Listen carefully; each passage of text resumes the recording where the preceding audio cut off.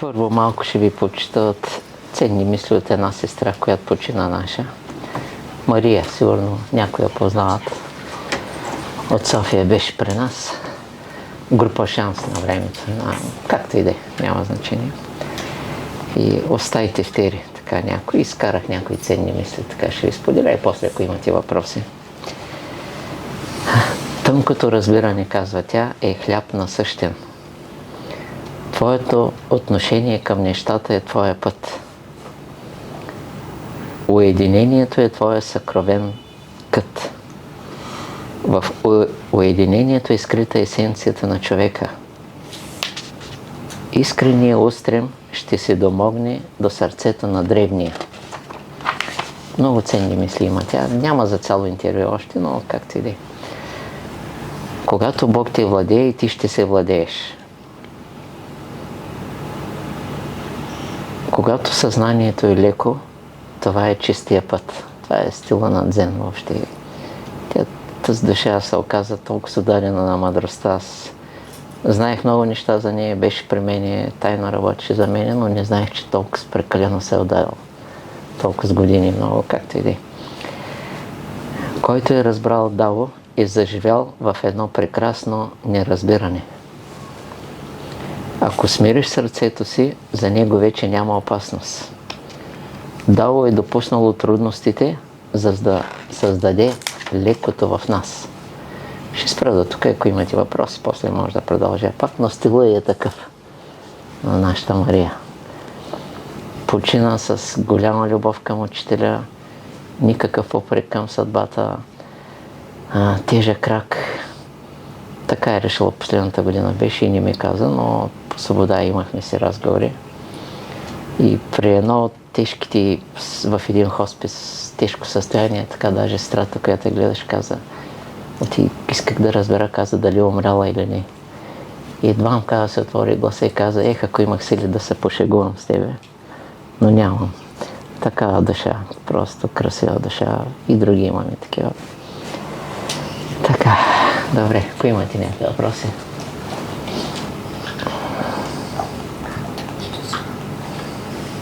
Ще посветим някакъв музикален албум? Ще посветим. Заслужава, още много неща заслужава. Ти и други дойдоха от София и от други градове тук да живеят. И майка идваше на лекциите в София, така.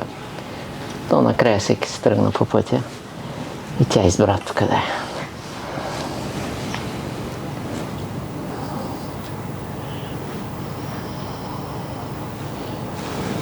Аз имам три въпроса, ако мога да започна вече. Да.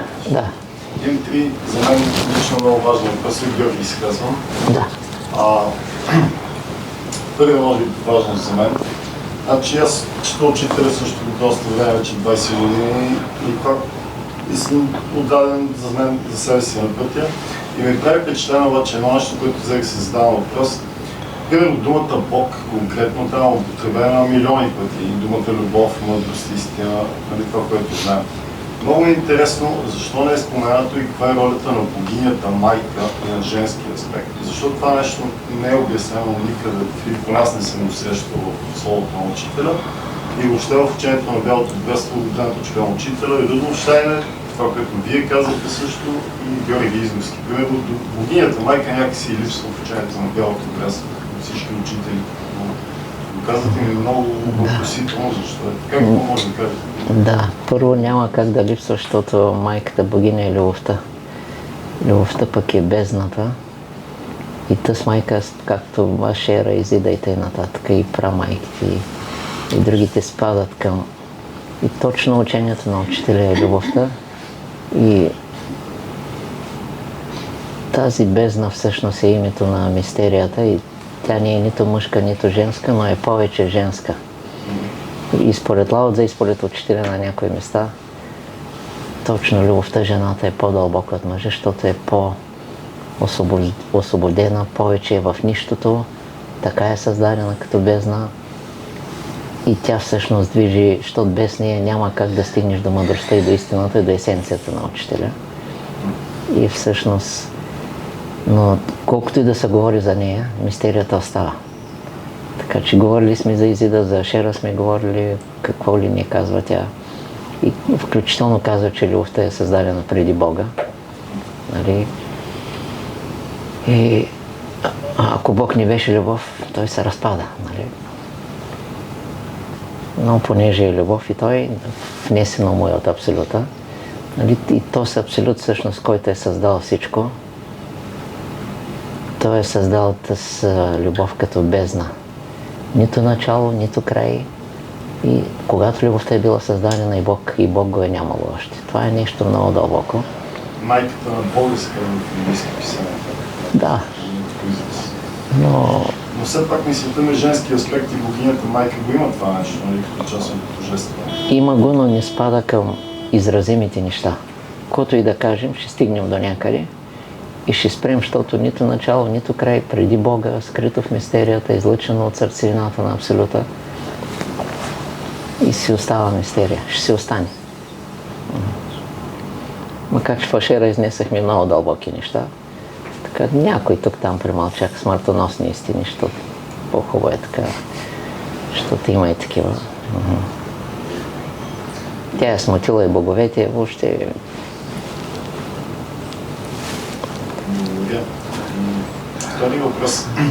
Какво мислите за пророчеството на Буда, последните, че ще идва неговия наследник, един вид, следващия аватар Бодхисаттва Майтрея, следващия Буда? Какво мислите по този въпрос? Значи... Да, само да добавя, той казва, че ще дойде с 2500 години след него, който е сега в този момент. И Ошо, също уважавам от мен учител Ошо, също го потвърждава това нещо. Той казва, това, което съм пазил в тайна 3, Ошо го казва, това, което съм пазил в тайна 30 години, е точно и дълго. Само идването на Майтрея, 25 века в настоящия момент. И много ме интересува това нещо, реално ще се случи ли сега идването на следващия аватар, наречен Майтрея, и какво е вашето отношение? И ще кажа моите, да.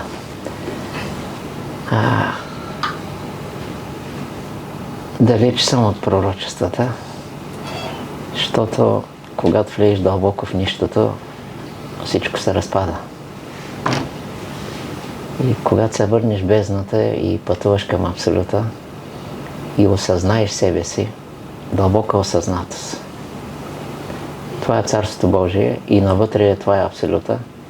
Няма как да има там чакане на Спасител, чакане на Възкресение, друго жалко нещо, пророчества, послания и т.н. нататък може да продължим много.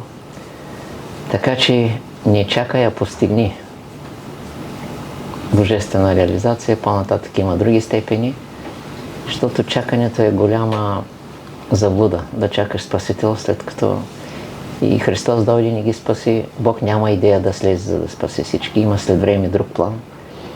Но спасението е и изхода е дълбоко навътре. Нищо не очаква отвънка. Дълбоко навътре е изхода. Да. Царството небесно вътре в вас. Казано е, да, вътре.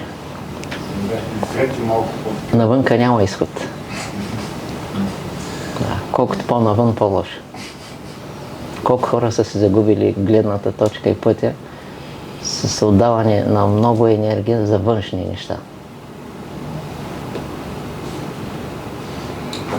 Благодаря. И последен трети въпрос, който така лично не, той е по-малките въпроси, но важен за мен поне.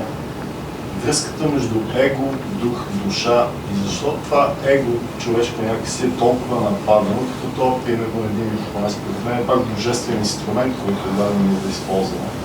И защо като цяло имаме такова отношение към егото и какво е ролята на човешкото его в взаимоотношението на душата и много интересно. Ами егото е ценно, защото може да ти покаже отклонението, за да вземеш правия път, който също няма да ти свърши работа, защото и двете трябва да бъдат надраснати. Но Ошо много хубаво казва, човек, който има его, не му трябва друг дявол. Това е достатъчно. Той ще свърши работа. Една книга, която се опитваме да, може би няма да издадем или други ще издадат, автобиография на Сатана. Там Сатана опътва хората към истината и всички тези хора на егото, които той каза, които мразят гневят се, те ме хранят. И той казва, Бог е дал свободен избор, за да направим правилен избор. Това е Херовим, който опътва хората към Бога в тази книга, нали, но там е много сложно с правата и дори както и да няма да занимавам. И той казва в кои хора не може да влезе, защото егото си и да влиза и да не влиза, там се е зле. И въпросът е, че те, с които са погълнати, казва, не мога да вляза в Исак Лурия. Това е човек, който навсякъде вижда Бога, няма вход. Няма вход за его, за дявол, за нищо. Даже в един младеж, така опитвам се да вляза, мога да изтълкувам той е Херовим. Ангелите могат да така да проникват. Не мога да вляза и каза, реших да го питам. И той казал ми, като млад, каза, сключих договор с Бога, ям, пия, каквото и да правя. Той имал имани и такова, каза, всичко посвещавам на Бога. И Сатана каза, накрая не мога да споря с този човек. Просто. Така че въпрос е, той е погребал егото по странен начин. Всеки трябва да мине през него, да се научи уроците, така и да го овладее, защото това е неовладяния ум е най-големия враг на човека, а пък овладяния вече е приятел. В овладяния ум егото не може да се прокарва в вношенията. И зато има едно такова правило. Никога не допускай лошата мисъл да не те завладее. Защото тя е лош дух, тя е свързана с егото и през егото влиза често. Обаче ако ти осъзнаваш, че думите, че те смисли са същества, те са същества. Както и в дрогата има същества, не вещества.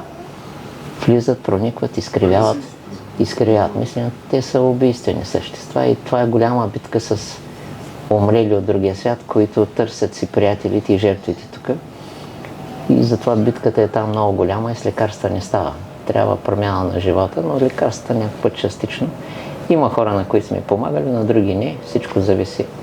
Но там, където има его, трябва дълго време да се чака. Трудно се помага. Егото е голяма стена, но може да стане приятел, ако човек го осъзнае, овладее го, обучи го, пречисти го и накрая то става нещо ценно. Да. Защото ще изчезне, затова става ценно. Овладяно, реално може да бъде използвано. Всъщност злото ние не можем да го победим и боговете не могат. Обаче когато ти го овладееш, то за тебе вече го няма. Когато не допускаш лоши мисли, няма го. Въпросът вече в допълнение на това, което казахте, ако бъде овладяно и изцяло разпознаваемо, в смисъл вече не се идентифицираш със себе, го виждаш, има ли начин просто да го държиш под наблюдение или да го използваш, ако е необходимо, защото все пак в този свят защото се обърна внимание, че много духовни хора, които са свалили герба на егото, биват погазвани третоизмерния човек. Да. Овладяно то става вече прекрасен слуга и може да върши човешки сметки, какви ли не неща в света, но не трябва да се меси в съкровените неща на душата и духа. Това е целта.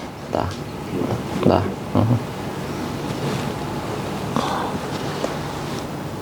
Хем е враг, хем е приятел.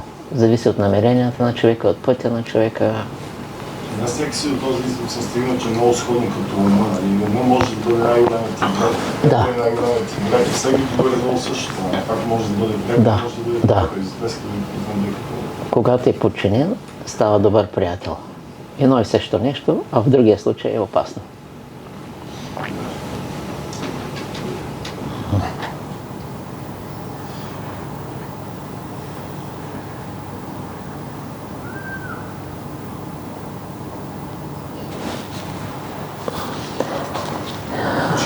Да.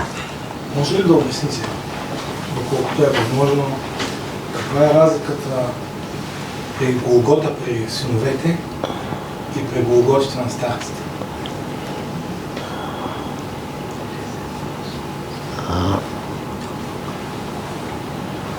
Синовете преживяват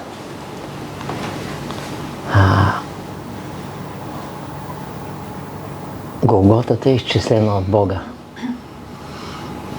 И там се погребва егото, ума, света, сътворението, старците преживяват Голгота на Абсолюта. Тоест най-сгъстения мрак. При Христос е частичен, той зато ще има и друга Голгота след време, друг скок, други изпитания, за да стане старец.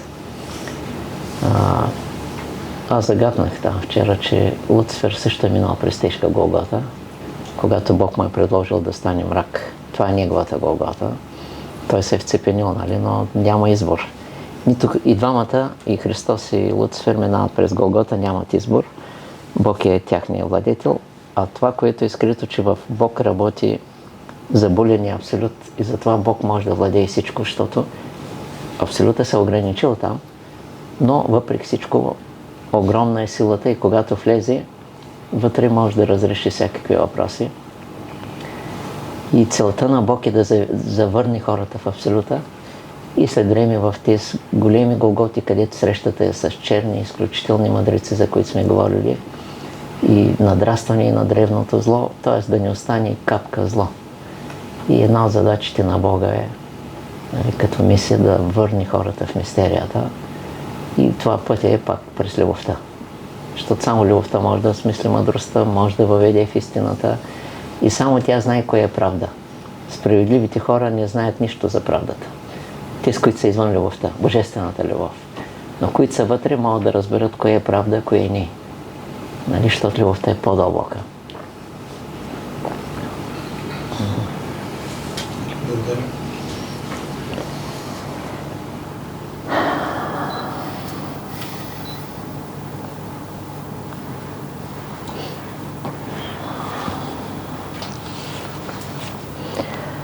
Малко ще прочита пак от Мария.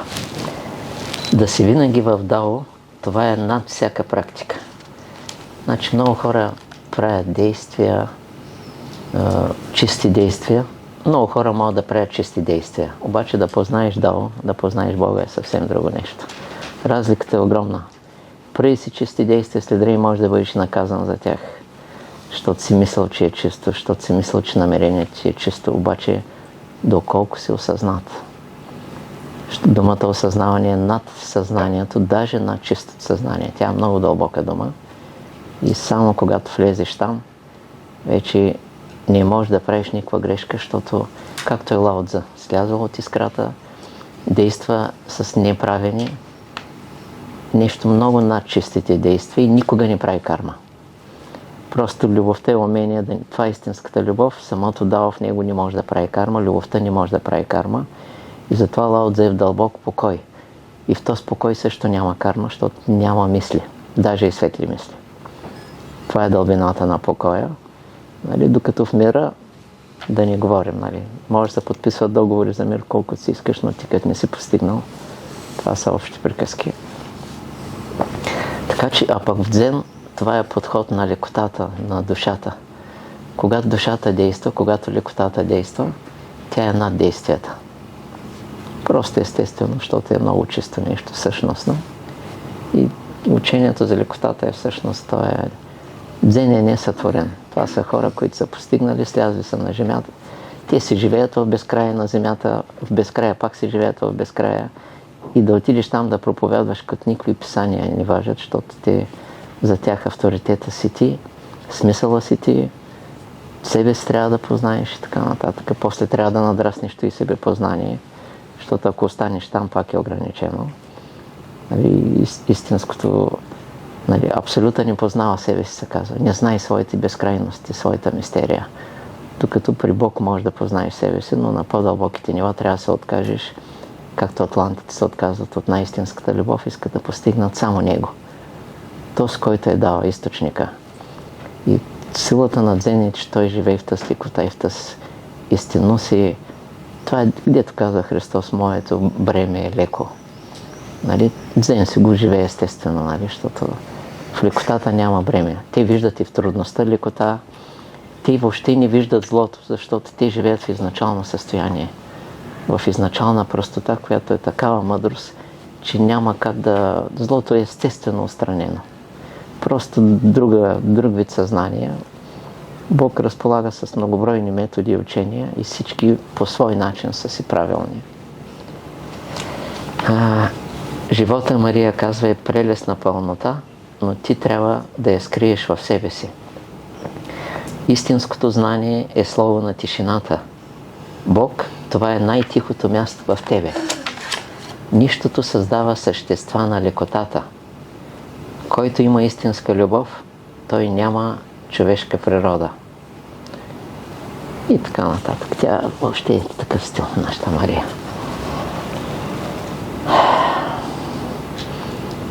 Беше тиха, не говореше много, носеше една дълбочина. Но мина време и аз докато я открия така, като душа. Това беше душа. Нямаше ум, нямаше даже и сърце, просто от душа нагоре. И не случайно напусна София, дойде тук, живя си тихо, замина си тихо и така нататък. Истински страдаше много тежко, но страдаше като човек без его. Егото страда много шумно, много говори за страданията си, за мъченията си. Страда тихо, истинско, искрено, мълчаливо, скромно, без да се издаде и преодоля. Преодоля себе си, преодоля ума си и преодоля страданията. И чрез него направи скок. Той си е нашата Мария. И ще посветим на нея след време и някои книга и музика и така нататък. Тя беше и поетеса. И те, с които помнят, като сме се събирали, как пееше, много финно пееше. Така душата й се изливаше.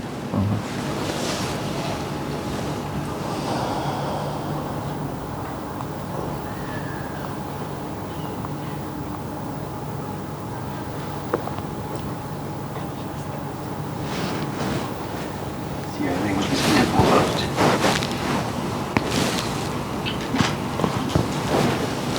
Към Елиазар, имаш някакво въпроси?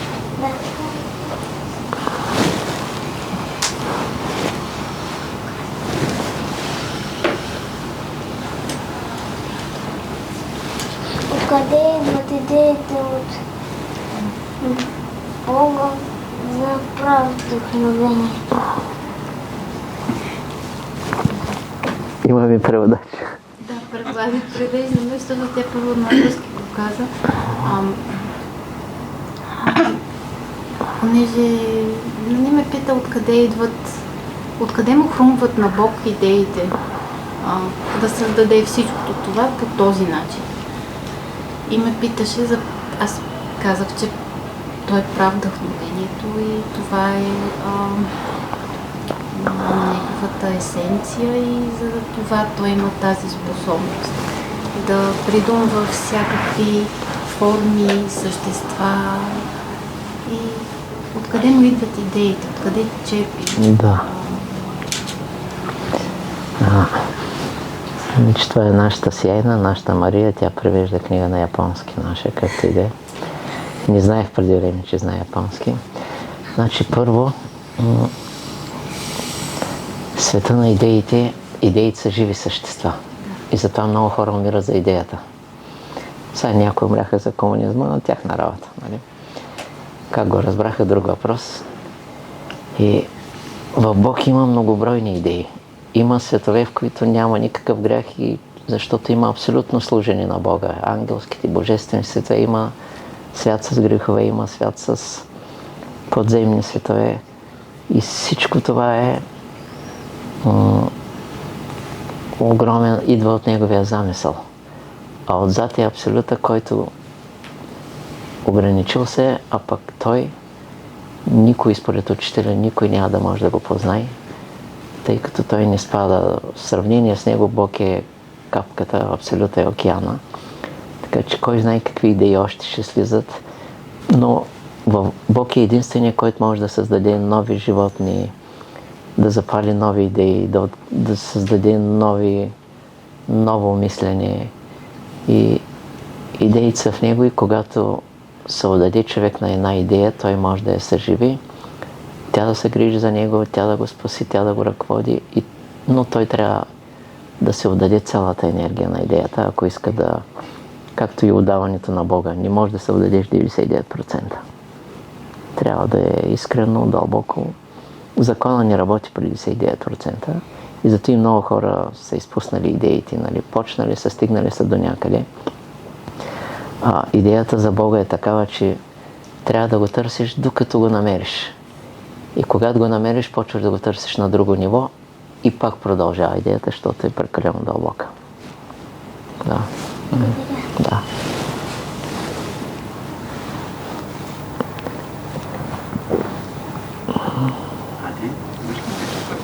Да. Кои са родителите на Бог? Кажеш като артилери. Да.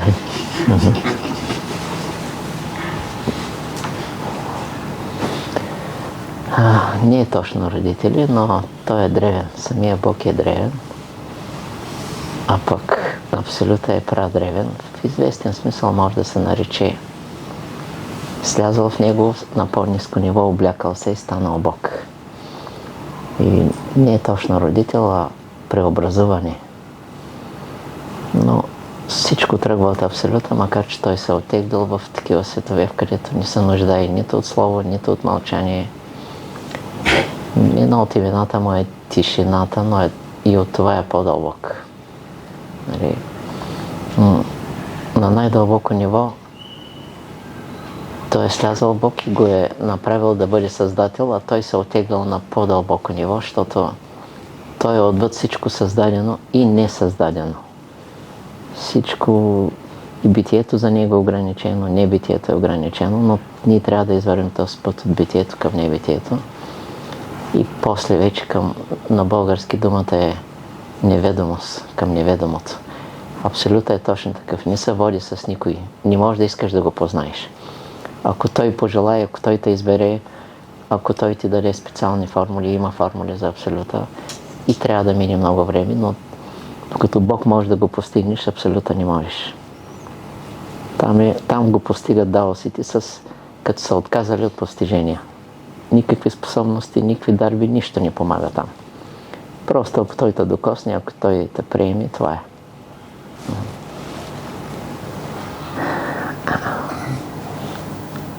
Бог има ли нужда някой да се облича с Абсолюта?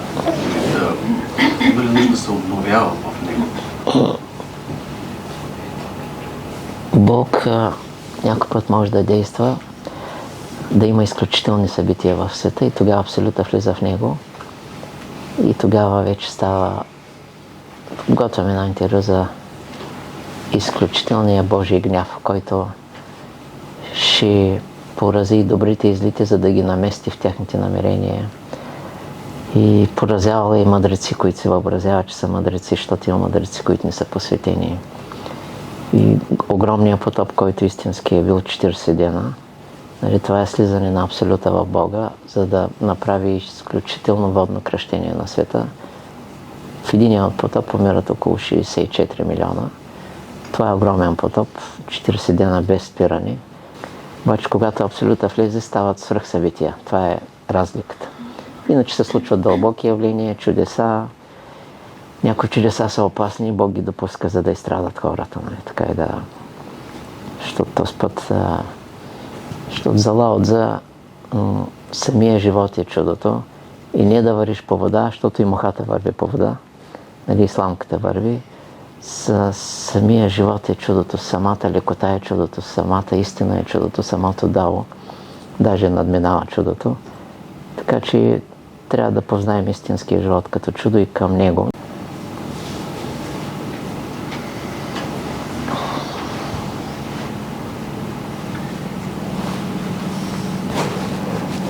Александър, искаш да попиташ нещо за Египет?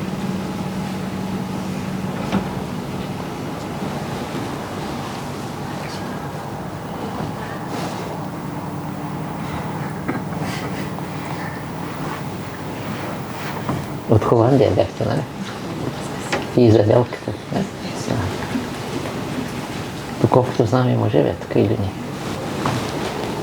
Той имал някакви въпроси, а? Да.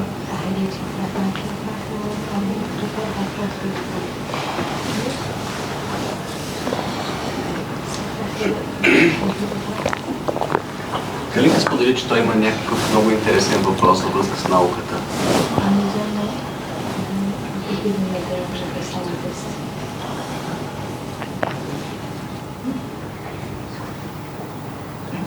Неговият въпрос интересува го как така, как е възможно учените, когато направят някакво становище, когато кажат това сме нали, това така е било преди много години. Значи каза, примерно, че до няколко хиляди години може и някъде да улучат нещо да се прави, но когато става въпрос за много хиляди години назад или пък милиони, или пък как така знаят и твърдят, как знаят, че това е точно така, както показват.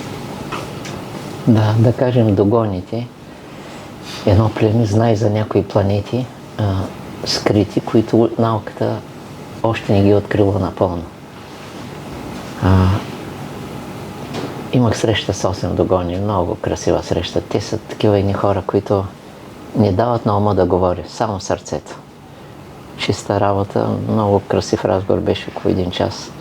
Ни задават въпроси. Към мен имаха 2 въпроса. Единия го забравихме, другия беше откъде идва моето вдъхновение. И викам, нямам избор, това е Божия работа. Взеха да ръкопляскат, както и да е. За книгите, нали, защото към 300 книги. Значи, планетите, които се откриват, те са си там. И така че то се нарича откритие, обаче то си е там. И просто на който трябва е казано, който много е мислил по този въпрос, му се дава да го открие. Той може да открие, примерно, нещо важно в медицината, след време да го обори. И точното е опасното в науката, че тя си играе на откритие, а пък трябва да открие себе си. Трябва да открие, както Нютон е казал, като отидат до брега на морето, ние се занимаваме с откритие, с такова, ние сме деца, които стои пред цяло море от незнайност. Смирил се. И каквото и да открием, нали, Бог ни го е подарил да го открием, то може и да помага на хората, може и да пречи. Но става въпрос, че, както каза учителя за археологията, трябва да копаеш, да разкопаеш и да откриеш себе си. И това е реалните разкопки. Другите открития нямат голяма цена. Кога трябваше му го разкажеш на холандски или да. Без откритие на себе си, и това се нарича интензивен духовен труд, много работа върху себе си. И колкото повече се откриваш, почваш да ставаш все повече нищо, все повече смирен. Както е лука, махаш молюските и накрая нищо. И виждаш, че е произлязал от нищото. Благодаря. Аз тази връзка мога ли да питам мой въпрос? Да. Как един човек, който е конфликтен, да го превърне в благо се голяма дума, но да вместо да нажежава положението, да го успокоява. Да стане по-мек. По-мек, да. Първо, зависи колко е конфликтен. При някои конфликтни живеят много духови. Както при тежки алкохолик живеят много умрели. При леки алкохолик може да са 2-3. Има шанс да се спаси. При тежката дрога живеят много умрели, при по-леката са малко. Значи, конфликтният човек известно време, докато не го напуснат самите конфликти, той се нуждае от тях, за да уточнява себе си. И то е война в него. Не в света, както водят някои войни с другите, защото не са воювали със себе си, не са открили, в този воюване не са открили Бога. Тогава войната ще спре и оръжията нямат никакво значение. Човека е войната. Нали, човека е опасността. И с оръжие и без оръжие той си е опасен.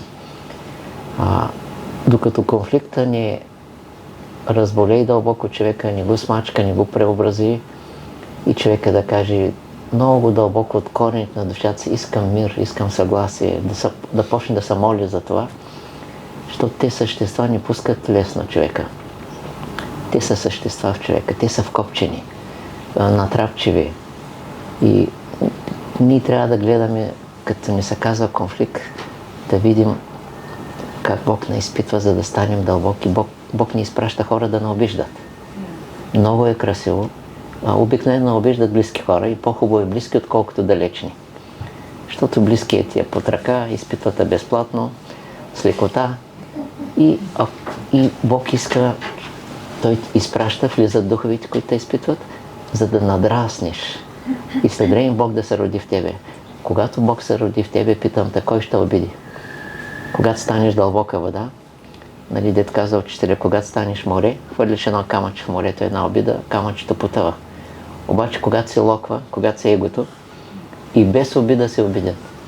Знам такива хора, няма нужда от обида. Той е обиден на живота, обиден е на какво ли не, обиден е на небесата, нали, и той се носи. Нали, това е наука също. Трябва да се преодолее. За съжаление има хора, които почти всеки ден конфликти и се бият, а има животни, които се разбират. Но такова е положението. Но ако го превърнем в наука, в игра и когато не обиждат, да го приемаме все едно на хвалят, все едно на черпят. Да не говорим, аз съм казал думата Будала, тя е такава похвала, хем Буда, хем Аллах. Двойна похвала, но той не знае човека. Но става просто, че обидите, техниката е, слушаш и не чуваш. И той човек се е разтоварил и ти царуваш и двамата и може и да си подадете ръка, ако има удобен момент. Но е на моменти тежка наука, трудна наука, може да продължи години, а има хора, които се съсипват поради стари карми и понеже не избират Бога, нали? И там вече може да се загнездят какво ли не, после зад обидите пък стоят опасни духове. Нали, може да, за няколко думи може да се избият хората, защото думите са живи същества.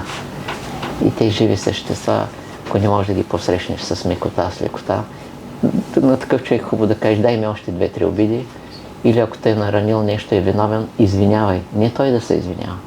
Това е бойното изкуство. Извинявай и те бягат. Имахме такъв случай с един таксиджия на едно кръгово, така двама опасни, да не ги наричам с имена. Изпреваряха, таковаха и изкараха него виновен. Нали? Искаха конфликт. Как поздрави ги, кажи извинявай. При второ поздравяване те са тотално сразени, ама не са стигнали до второ. Просто избягаха. Но искаха, духовете искат контакт, искат да се хванеш за обидата. Нали? Както бореца, дявола иска да... И там той влиза и почват вече тежките събития. Нали? Ако не се хванеш, но ума се вкопчва. Егото и ума обичат да се вкопчват, защото те се засягат. Нали? Но човека на душата и на духа, или който овладял ума си, ще каже извинявай, няма значение кой е виновен. И това е разреждане и изчезване. Не може да обидиш смирения човек. Той е нула. Той е нищото. Той го няма. Няма кого да обидиш. Егото вътре е изчезнал, ума е изчезнал. Няма го то, с който се обижда. Да.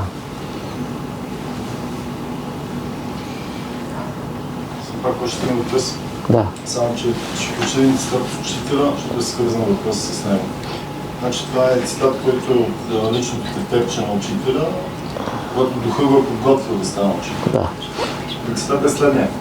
Великото учение се нарича безупречност. Мярката имаш ли любов, мъдрост и истина, ако ги имаш, ще ти се даде силата. Имам няколко въпроса, но поне два, които са ми така основни, за петия даже не смея да питам. Може да кажеш нещо за безупречността, как се изразява в ежедневието и на къде да е насочен и какво точно означава да бъдеш безупречен в ежедневието си? Това е един въпрос и втория свързан истината. Какво точно е истината? Ако си на земен план ние знаем, нали, кое е истина, кое не е. В божествения свят някакси може би нямаме още представата какво точно да търсим и как да търсим нещо, за което нямаме представа. Безупречност и истина. Да. В ежедневието. И на къде да насочваме тази безупречност. Какво е безупречността? Как да насочваме към тази истина и какво точно е божествената истина? Значи, на мен не е много ясно. Значи, когато човек много мисли за Бога, след време той почва да се слива с Бога и да заживява в Бога и Бог да заживява в него. И когато Бог заживее в човека, и разумни и неразумни действия са на място, но той не могат всички да ги разберат. Бог винаги действа чисто. И той е безупречността в нас и той е мярката, защото някой път, нали, на един човек, който трябва да се направи операция, ножа трябва да реже. Това е болка, изглежда, че не е правилно, обаче после трябва да бъде изцелен човека и Бог си знае работата. Въпросът е в това сливане с Бога и когато постъпваш правилно, мярката е, че имаш дълбока пълнота и учителя казва дълбоко в себе си, там в сърцето, ще се появи една радост малка. Това е мярка, диагноза, че си прав. Че си вътре безупречен. Малка радост, вътрешна, дълбоко навътре. И тя показва, че тази постъпка е правилна и че е безупречна. Ако не се яви с радост, зато и човек трябва да е станал, да е влязал в финните енергии. Нали? Те тънките енергии, лекотата в дзен. Те са, които знаят тези неща. А истината, колкото и да определяме, нали, значи има един старец, казва, че ако искаш да познаеш частично истината, трябва да си умирал за нея. Обаче това е малка част, ще познаеш, няма да познаеш дълбоките истини. То старец дава една мярка, 44 прераждания, 44 пъти да си умирал за истината на дълбоко ниво и тогава вече тя идва при тебе, разкрива ти дълбоки неща и пак това не е абсолютната истина. Може би да си минал от отека на истината, на изчезването на истината, пак... Има нещо в абсолюта, което остава като истина, която е върховна истина и никога няма да бъде позната, но посоката поне е правилна на такива хора, които са се пожертвали. Нали, чрез жертвата са познали. Нали, позволено им е да знаят дълбоки истини и много дълбоки и скрити истини. И ни пречи такива хора от време на време самия Бог и отгоре от висшите светове леко да ги заблудят някой път, за да изпитат колко обичат истината и колко са смирени. Някой може да помисля, че това е от нисшия свят. Не. Изпитва се тяхното смирение, за да вървят към още по-дълбоки истини. И висшия свят прави такива опити някой път. Защото човека на истината, когато постъпва, той ни пита дали това е истина или не, защото Дао действа в него, Бог действа в него, Учителя действа в него. Той е осъзнат. И той няма как да прави грех, защото той винаги осъзнава, че е пред Бога и няма и пред Учителя. Няма други. Така че дали е в пустинята или в пещера, няма значение. Може ли да кажем, че Учителя толкова добре ни познава, че знае как да ни ускори с изпитания, с хората, събития? На едно място казва, че 7 пъти ще прекарам през огън, ще имам много брати и сестри, дето мислят, че знаят, мислят, че обичат, мислят, че имат любов, мъдрост, истина, мислят, че като правят нарядите и идват ангелска супа и паневритми, мислят, че това е мярка. Обаче мярката е съвсем друга. Тайно да си посветиш живота на тотално изтребление на изкушенията. И когато ги постигнеш, след време всичко можеш да правиш. Но вече си в третия бряг на реката. И ако раждаш деца, ще раждаш божествени деца. И ще вкарваш само чиста енергия във всичко. Но въпросът е да стигнеш над нещата, над чистотата. Тогава вече само можеш да си позволиш и то пак питаш Бога, защото чистотата не е достатъчна за Бога, аз съм го казвал, тя е важна, но не е съществена. Любовта е съществена. Обаче в любовта трябва да постигнеш едно ниво, което наистина да те слива с Бога и със смирението на дълбоко ниво. И тогава вече ще дойде различаването. И тогава, като говориш с учителя, ще знаеш, че учителя няма да се въобразяваш, нали, както един казва, учителя в момента е преводен в Сливен в една казарма и си пие ракията там с един и ще стават и такива неща, дето не са заслушани, нали, обаче да, и слушаш го човека, нека си каже своето, но такива неща могат да се чуят много от тези хора, които се въобразяват учителя и любовта и така нататък. Въображението им работи. Много ясновидци има такива, които са влязли се във въображението. В астралния свят нищо общо с чистия дух, който прекусява реално световете. И то с Бога, с позволение на Бога. Срещнах една така ясновидка, ми изпратиха, ще ви разкажа малко от Кайсиева градина. Христо Нанев и Дамян Попхристов ми изпратиха. Тя ги питала нещо там, разказвала им в Търговище на някаква лекция. Те казали, не, има във Варна един, само той ще разбере. Тя е от тези, които още като те видиш и ни ти се говори. Направо млъкваш. И разбрах, що са ми изпратили. И викам, без ще се наложа едно търпение да слушам. И почна тя. Аз владея световете. Решавам кой да е смъртен, кой да е безсмъртен. Злото мога да го погубя по всяко време. Аз решавам кои да са богове, кои да не са. Така един стил 10-15 минути. Слушам, чак ми стана радостно. Защото такова въображение, такива убеждения, такава, нали?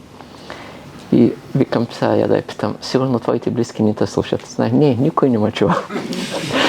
Сега не мога да й го кажа. Тъй. Викам, добре душа. Тя пък хареса, че я търпя и че я слушам така с интерес.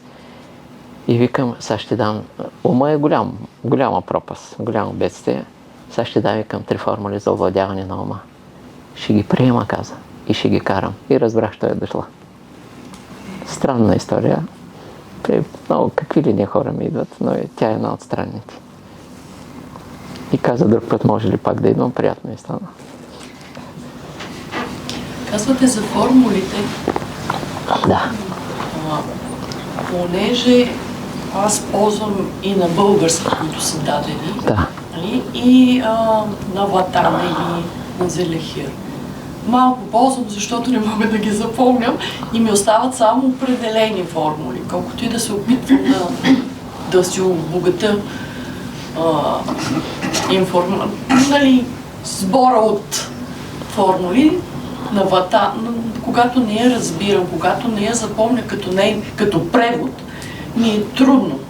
Ти зато и се записват, нали? Аз ги записвам, но когато, нали, правя и искам да ги правя, се сещам предимно на български да ги казвам, тези, които, нали, защото много съм изчела, но малко мога да запомня и да ги използвам. Кои са по-силни? Тези, които ги разбираме, или тези, които... То не е правилно по-силни, но да кажем, кои за нас ще бъдат по-добре? Тези, които ги разбираме през нашия мозък преведени, или тези, които просто ги запомняме и ги ползваме, без да знаеме техният превод? Да. То някой Смисъл. път казва учителя, няма нужда от превод. Думата Ом, казва, тя е дума на духа. Вие казвайте и не питайте, защото то няма край. Дълбока дума. Значи правилните формули за тебе са, които са ти дадени. Има висши същества, свързани с твоята душа, знаят кое ти е важно за сега, за определен етап, кое ти е важно и за следващите прераждания. И те участват и те градят. След време може да се дадат други, защото на най-високо ниво дълбоките думи трудно избират хора. Може да се случи, нали? Но става въпрос, че това, което ти е дадено, то е образувано и свързано с твоята карма, с твоите следващи пораждания, с твоята душа. И те са така изчислени, че трябва да приеме, че това, което ти е дадено, е най-важното.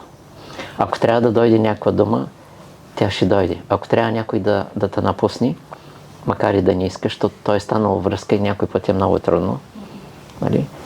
Пак ще се случи. Да, аз така започвам с нещо и в един момент просто се опитвам нещо да се сетя. И идва нещо, което съм го забравила. Въобще не съм мислила за него и той започва. Да, то само идва. То само идва и така. Може да дойде във важен момент и то знае. Защото те са осъзнати същества. Древните думи са несътворени. Те са извън сътворението. Има по-дълбоки, които са извън небитието. Те са живяли като идеи в абсолюта и са много високо ниво, изкачват душите и духовите на много високо ниво. Някои ги завръщат в искрата, но това е дълга история. Но ние издадахме за древните езици, знаете книгата. Да. Може ли да кажем тогава, че аз също този въпрос е много интересен, че когато произнасяме древни формули, дори да не знаем, да не помним превода, въпросът е къде трябва да пада акцента върху превода или върху произношението или чувството, което се влага в тях, макар да не се помни превода. Да, има да кажем, с руски, която беше рекордьорка, тя вече не е, дето знае 120 езика, Наташа Бекетова. И то да се питаш как толкова много езици има, това много пораждане е учено с голяма любов. Когато умирала без страх, те остават езиците в нея съхранени и тя си ги припомня само, докато другите ги забравят и учат. И се питах как тя може да каже на много хора добро утро на 120 езика, защото не е лесна работа. Обаче цялата работа е в чувството. чувство на дълбока почет, на уважение към думите, към словото, като... И всъщност, но скоро дадаха един индиец, който владее 400 езика. 19 годишен, т.е. баща му полиглот, той го надминава на 12 години, надминава баща си, но това е многобройни прераждания, голяма любов към езиците и те вече стават плът и кръв, раждаш се и си ги носиш. Нито ги зубриш, нито... Както оня на времето втори рекордьор беше италянец 54 езика, най-много му отнел китайски език 4 месеца. Ти не можеш да го научиш този език за 10-20 хиляди години, защото 50 хиляди иероглифи, специалисти не го знаят, защото той си е в него, той си го припомня, той си го изнася. Да, излиза се. Когато ти произнасяш древните формули или думи, помниш ли техния превод? Не винаги, но някъде го имам отдолу записан, а някъде няма нужда, а някъде просто го знам и зато и не е записано. Зависи. А какво влагаш ти акцент, когато произнасяш древни думи и формули? Ами, аз съм оставил той да произнася и той знае на кои да направя по-дълбоко ударение, на които по-малко, на кои формули в момента са по-важни. Древните ги произнасям тихо, да кажем, с любов, но в момента средната ми програма е около 22 000, заради много събития, атаки срещу интервютата, срещу близки хора. И знаеш, аз в Бургас изнесах рекорда 52 000 и имаше 3 дена около 120 000. Но става просто, че духа ръководи. Ние трябва да сме ударени и той знае кои за момент са важни, при какви нужди са важни, за кой човек са важни. Защото имало е случай на един, който беше пред фатално с един приятел и учителя ми спря ръката. Направих една десятка от уважение, защото той има прие като брат на време.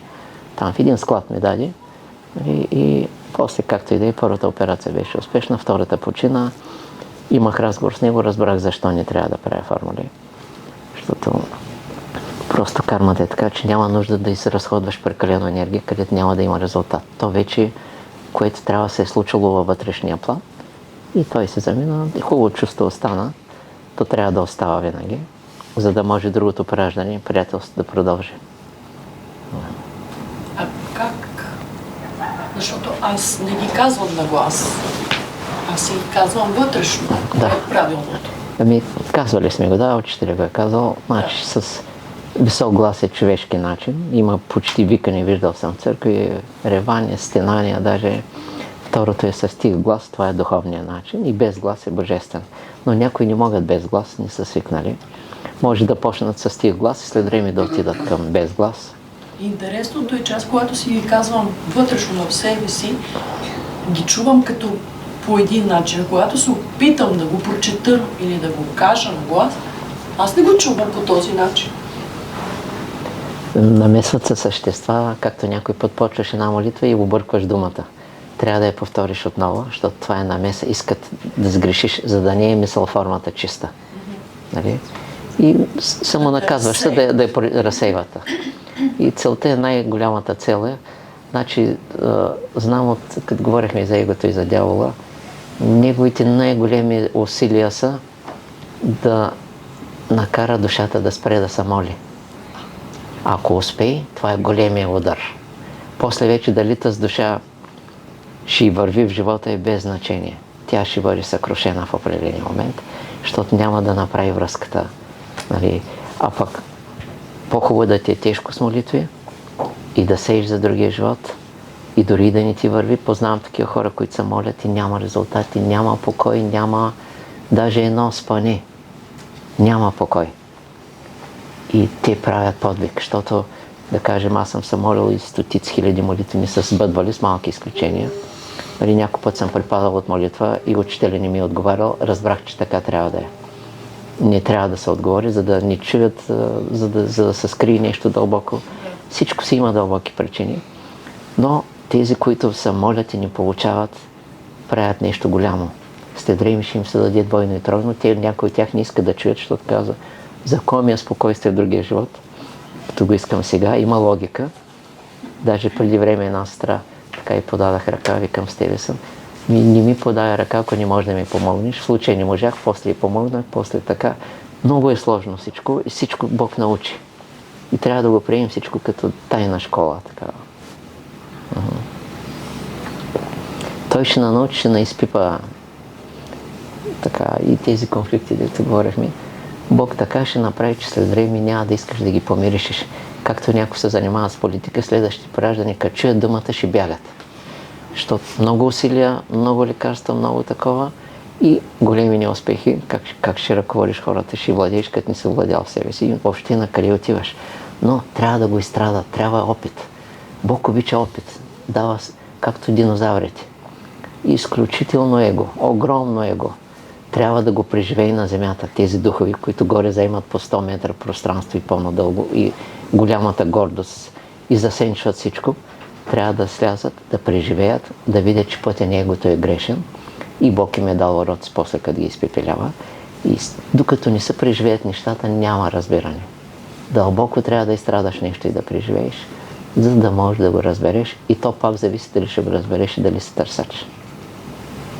А когато някоя мисъл негативна ти влезе в главата и започнеш да си говориш сам със себе си, че даже опрекваш и учиш другите пак през ума си, какво трябва да направи? Веднага заместваш. С Обратната. Ако ти внушават, че ще се разболее, почваш да повтаряш, ще оздравея. И учителя казва, може да стигнеш на ден до 2000, ще оздравея. Той ще се засенчи. Ще изтърпи известно време тази мисъл или този дух. После ще почне да бягаш, защото ти се издигаш с молитвата нагоре, стигаш до едно място на астралния свят чисто. Оттам нататък ти продължаваш, той не може да продължи. Той пада надолу и ти се освобождаваш.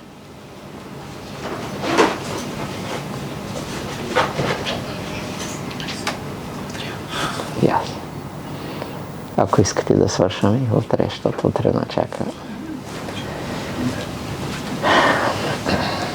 Ако има някой още, може един-два въпроса. Аз може там нещо за паметът. За едно изречение, което прочетох, че когато озрееш в една от същностите си, ще ти се яви прамикът и ще останеш осиян за винаги. Това може ли да се случи по заслуга от минал живот? Да. Може. В дзен се случва и дзен учителята удари с една пръчка и ставаш просветлен. Обаче други хора може да ги бие по цял ден. Няма да има резултат. Това е посято. И затова на този човек се случва. Или един минавал покрай Буда и Буда изнасял проповед, другите слушат, но той е чул. Подготвен от минали животи по сел, чува една дума и става просветен и живота му се променя. Пълна промяна. Но това е зрело много, сега е дошли условията. Условията означава висшите същества действат. Просто думата излиза, защото той можеше да мине и да не чуе думата. Обаче ето го свръхмига. И от тук нататък промяна на курса. Всичко е отдавна посято, сега носим последствията. И всички наши преживявания сега, това са преживявания на минали прераждани и действия. Ние сме ги правили и сега хората, с които се срещаме, хората, с които не се срещаме, всичко си тече се. Учител? Да. Чувала съм, че сте казвали, че дълбокото покаяние може да заличи абсолютно цялата карма от всички прераждания. Да. Всеки ли може да направи това покаяние или трябва да си ученик? Ами, той човека няма такава идея, пресянка, да или има полуидея, или ще направи частично, а пълното покаяние, значи ум, сърце, душа, дух, тяло, го правиш пълнокръвно и това е метла на всички духови отминали прераждания. Просто ги помиташ. Нали? И белега, че си го направил истински, означава това покаяние. Дълбоко. Тук откриваш един дълбок мир, означава, че си ги измял тези духови. Но това могат да го направят много хора искрени, те някой път почват, спират, но идва един момент, в който вече пълната искреност и тогава ще дойдат и думите, и чистотата. Никакъв свещеник, заключваш се в една стая, правиш го и правил съм го. Всичко си казах, нали? И просто помитане.